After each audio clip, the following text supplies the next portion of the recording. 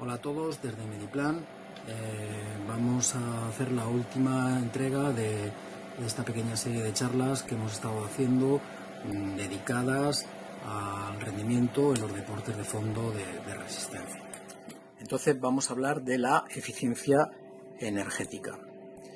¿Qué es la eficiencia energética? Pues es el requerimiento energético por distancia, o dicho de otra forma, cuánta energía necesitamos para cubrir una distancia determinada. Por ejemplo, 1 kilómetro, pues cuántas kilocalorías gastamos por kilómetro o cuánto consumo de oxígeno en mililitros pues vamos a gastar en recorrer ese kilómetro.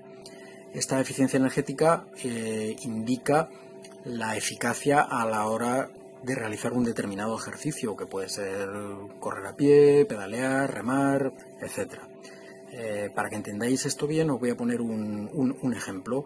Imaginaos dos coches, uno va a recorrer una distancia de 100 kilómetros gastando 6 litros de gasolina. Otro segundo coche va a gastar 8 litros de gasolina en recorrer esa misma distancia de 100 kilómetros. ¿Cuál sería más eficiente desde el punto de vista energético?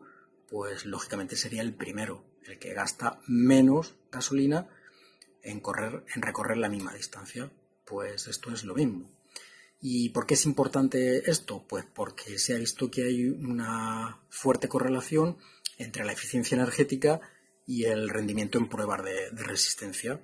Es decir, que los deportistas más eficientes desde el punto de vista energético normalmente tienen un mejor rendimiento en pruebas de resistencia. Y para incidir en este tema os voy a mostrar dos gráficos.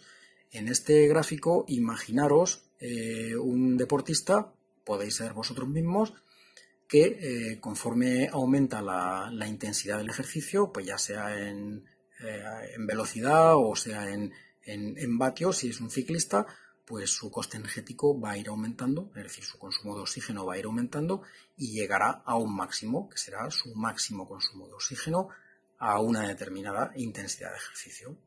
Entonces la pregunta es, ¿ese deportista podría mejorar su velocidad máxima o sus vatios máximos sin mejorar su consumo máximo de oxígeno? Porque ya dijimos que el consumo máximo de oxígeno en deportistas entrenados tiende a mantenerse estable.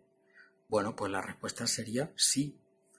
¿Por qué? Pues porque ese deportista puede mejorar, manteniendo su mismo consumo máximo de oxígeno, puede mejorar su intensidad de ejercicio porque si mejora su eficiencia energética, es decir, para intensidades submáximas va a gastar menos energía después de un adecuado entrenamiento de una mejora de la eficiencia energética que anteriormente, ¿de acuerdo? Y lo mismo ocurre cuando comparamos a deportistas diferentes. Aquí tenemos 3 deportistas, A, B y C, que tienen los 3 el mismo consumo máximo de oxígeno, por lo tanto, en teoría, deberían de tener el mismo rendimiento y, sin embargo, vemos que ese consumo máximo de oxígeno lo van a obtener a diferentes intensidades, a diferentes velocidades. ¿Por qué ocurre esto? Pues porque su eficiencia energética en intensidades submáximas es diferente. Es decir, el deportista C va a ser el más eficiente de todos porque va a gastar menos energía para la misma intensidad de carrera. Bueno, pues este es el concepto de eficiencia energética. ¿Cómo puedo yo saber cuál es mi eficiencia energética? Pues haciendo una prueba de esfuerzo con análisis de gases respiratorios, una prueba de esfuerzo incremental, ya sea en ciclo ergómetro o en tapiz rodante, y así se puede saber cuál es la eficiencia energética delta, que es la eficiencia energética en general, e incluso se puede saber cuál es la eficiencia energética gross o gruesa a una determinada intensidad de carrera o de vatios. Sí que es verdad que para saber con exactitud esa eficiencia energética a una determinada intensidad es mejor hacer una prueba de intensidad constante de 15 minutos a una determinada intensidad submáxima.